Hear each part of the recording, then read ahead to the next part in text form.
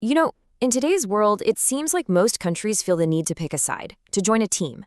But what if a rising global power decided to play by a completely different set of rules? What if it tried to be friends with everyone, but committed to, well, no one? That right there is the story of India's foreign policy, and it's one heck of a high-stakes tightrope walk. All right, so just so you know where we're coming from, this entire breakdown is based on a really insightful editorial from the Hindu newspaper. We're going to unpack its key arguments to get a handle on what really makes India's foreign policy tick. So what does this all boil down to? Well, if you had to put it in a nutshell, it's this. You engage with multiple, often competing global players. But, and this is the key part, always on your own terms. No binding alliances, no strings attached. It's all about having the freedom to choose every single time. Okay, so let's get into the main theme here, this idea of a policy of autonomy. We're going to define what this term, strategic autonomy, actually means for a country like India. Think of it like a master plan for staying independent. Strategic autonomy is all about guarding your ability to make your own calls, especially when it comes to foreign policy and defense. It means you can partner with the US on tech, buy military gear from Russia, and take the lead in Indo-Pacific talks all at the same time, without ever getting locked into one camp. The name of the game is flexibility. Now, this idea of carving out an independent path, it's not some new fad. It actually has really deep roots in India's history. To get what's happening today, you've got to look back at how it all started. It really kicks off way back in 1947. Right after independence, India's first prime minister, Jawaharlal Nehru, championed this policy of non-alignment. Now, during the Cold War, that meant refusing to get pulled into the whole US versus Soviet Union tug-of-war. Fast forward to today, in a world that has many centers of power, not just two, that old idea has evolved. It's become something more active, more dynamic, strategic autonomy. Okay, so that's the history, but how does a policy like this actually work in the real world, in the chaos of the 21st century? Well, this is where things get really interesting. And this brings us right to the heart of the balancing act. On one side, you have India getting closer and closer to the United States. They're drawn together by shared concerns about China. But on the other side, India has this incredibly strong historical friendship with Russia, which is still a vital source for military equipment and energy. India isn't choosing one over the other, it's actively pursuing both. And believe me, it gets even more complicated.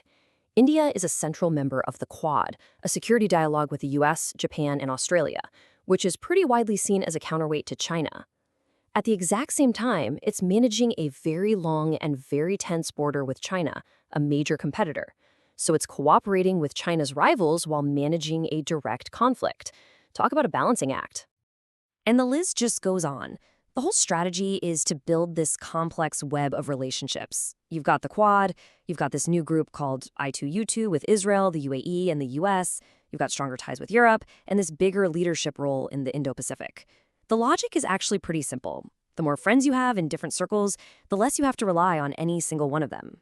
Which leads us to what is maybe the ultimate stress test for this entire policy. The conflict in Ukraine has put a massive spotlight on India. How on earth do you balance a decades-long relationship with Russia against the expectations of your new friends in the West? This is that tightrope, and it's stretched over a canyon. But yeah, trying to walk this path is anything but easy. There's immense pressure coming from the outside world and from within India itself, constantly trying to push it off balance. The external pressures are pretty obvious, right? Western countries pushing India to take a harder line on Russia.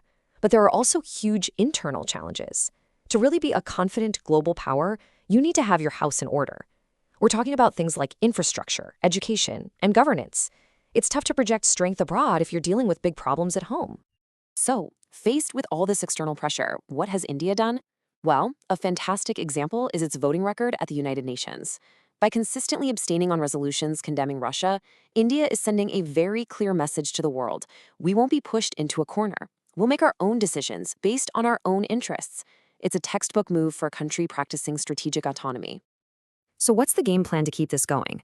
The analysis really points to a three-pronged strategy.